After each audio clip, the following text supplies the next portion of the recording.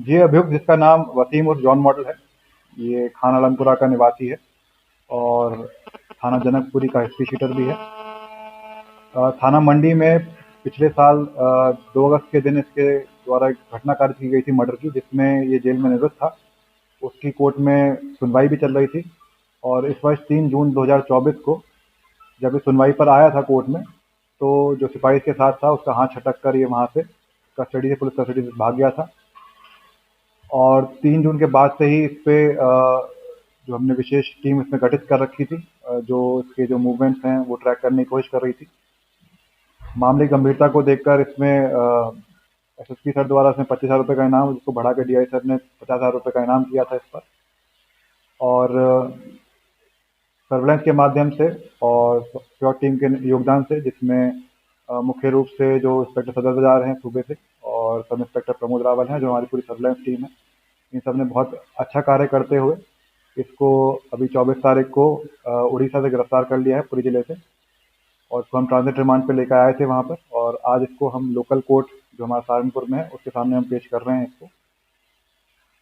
जब इससे पूछताछ की गई थी पुलिस द्वारा, तो पुलिस ने घटना इस तरह बताई है कि ये जो पूरी प्लानिंग थी कोर्ट और जेल से भागने की, ये इसके दिमाग में तब आई थी जब इसको लग रहा था कि इस पे जो आजीवन कारावास का पूरे पूरे आसार बन रहे हैं इस केस में जिसकी सुनवाई चल रही है।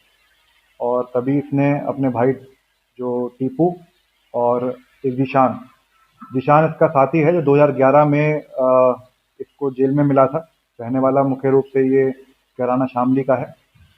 इन सब लोगों ने ये प्लानिंग बनाई थी और इस प्लानिंग के तहत टीपू इसको उस दिन जब कोर्ट में मिलने आया था 3 तारीख को, तब उसी की स्कूटी से लेकर वहाँ से भागा था। उसके बाद इसने इसको हबीबगढ़ छोड़ा था। हबीबगढ़ से ये किसी न किसी पब्लिक वाहनों से कैराना पहुँचा।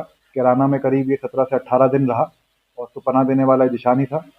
और उसके बाद जब पुलिस की निगरानी, थोड़ी सतर्कता कम हुई, तो ये और इसकी पत्नी दोनों को ही लेके जिशान उड़ीसा चला गया। उड़ीसा में इसने अपना एक ड्राइवरी का काम पकड़ लिया था और वहाँ पर ये छुपते छुपाते हुए रह रहा था।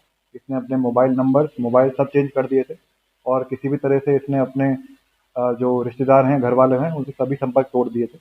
लेकिन सर्विलांस ने बहुत अच्छा काम करते हुए इसमें हमने इसको ट्रैक डाउन किया है और इसको गिरफ्तार करके हम पेश कर रहे हैं। सर, पत्नी की क्या भूमिका है? क्योंकि पत्नी से पहले भी इसमें पूछताछ हुई है, उसके बाद में छोड़ दिया गया था उसे जिस समय फरार हुआ था, तो क्या भूमिका निकल रही है? जी हाँ, शुरू से ही हमें टिप मिल रही थी कि हो सकता है कि इसकी पत्नी को पता हो, और पत्नी से काफ़ी सघन पूछताछ भी की गई थी जैसे ही जब ये भागा था वहाँ से। लेकिन उस टाइम पर कोई किसी तरह का क्लू नहीं मिल पाया था।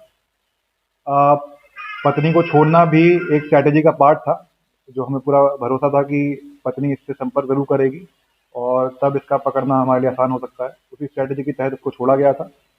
और इसमें इम्पोर्टेंट क्लू ये भी मिले हैं कि ये पत्नी के साथ रह रहा था, इसी वजह से पकड़ा गया है।